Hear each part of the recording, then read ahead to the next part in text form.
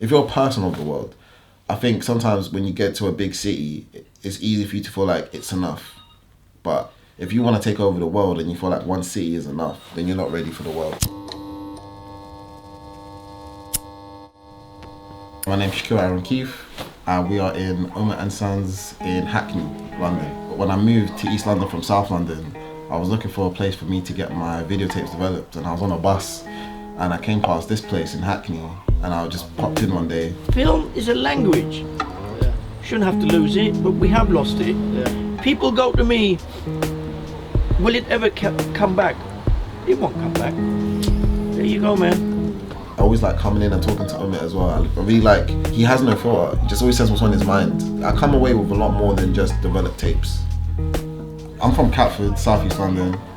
Growing up there was a bit of a, can I use British lingo? Being born in Catford, like especially like in the 90s and the early 2000s, it's a bit peak. So my childhood was kind of like an episode of My Wife and Kids, I'm not gonna lie. In school I was good, but then when I got home, yeah, I just turned into like a little shit, I don't know why. As I was getting older and I guess stepping into my pubescent years, like it's the first time I started discovering women.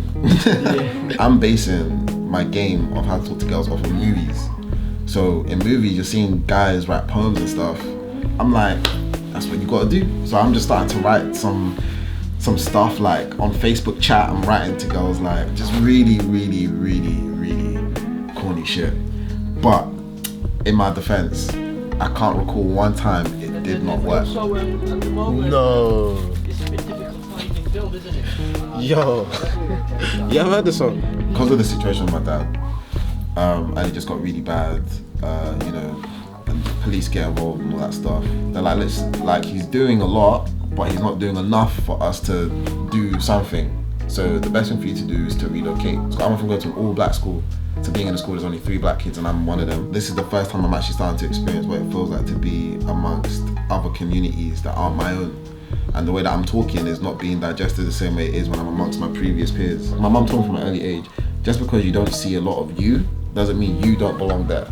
And my mum always told me that. My name's Shaquille, I have cornrows, and I think I'm Bow Wow or Little Romeo. So I kind of have my own little swag kind of going on, right? I went to college now, and I decided like I'm gonna do a course in media studies, and I get put in this class, and this class is very different. So I've gone from so many different things. I'm like, I'll be anime, I'll be a graphic designer. I was like, now I'm gonna be a painter. This is the pinnacle, this is the climax. This is it. But what do my paintings look like? This is the first time I actually ever discovered black artists. I won't even lie to you. All I knew was Salvador Dali, Damien Hirst, but there was never a black artist that passed me in schooling, in university, like never. I started just going more deeper into the poetry, just flooding poetry.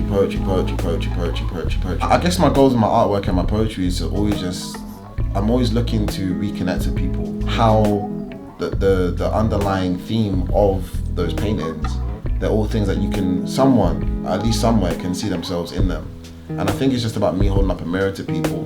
So I want it to be quite mystical, quite unique, quite surreal, quite real.